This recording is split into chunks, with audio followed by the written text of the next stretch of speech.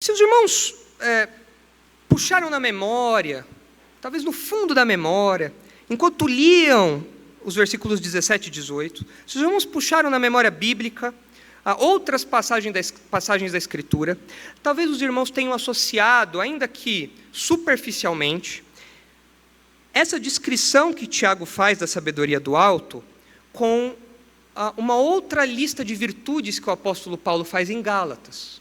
De fato, há muitas semelhanças ali. Não há uma interdependência, mas em Gálatas 5 nós temos a descrição do fruto do Espírito. E além da descrição do fruto do Espírito, nós temos também as obras da carne. Veja lá o que diz Gálatas 5.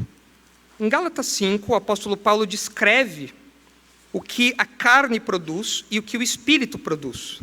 Existem muitas semelhanças com a sabedoria maligna, na obra da carne, e com o fruto do Espírito, na sabedoria do alto.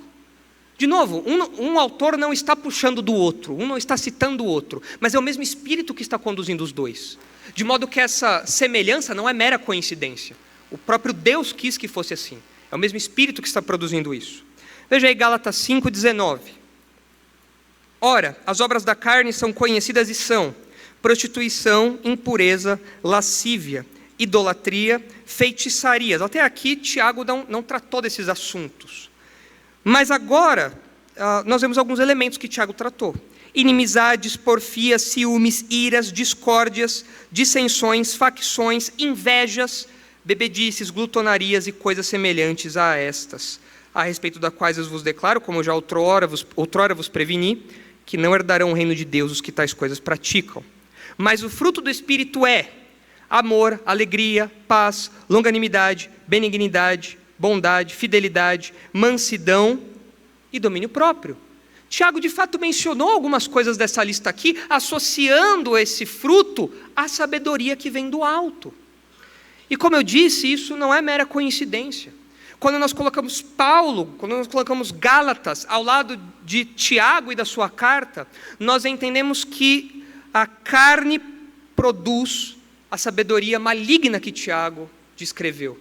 E o Espírito produz no crente as expressões da sabedoria divina.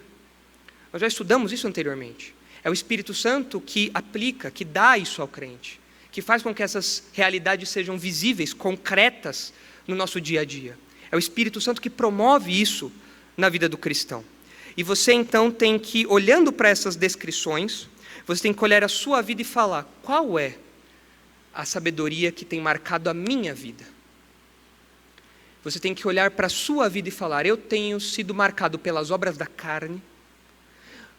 Se esse é o seu caso, você tem sido dirigido, seus pensamentos, as suas ideias, as suas ações, têm sido dirigidas pelo mundo, pela sua própria inclinação natural e pelo próprio diabo.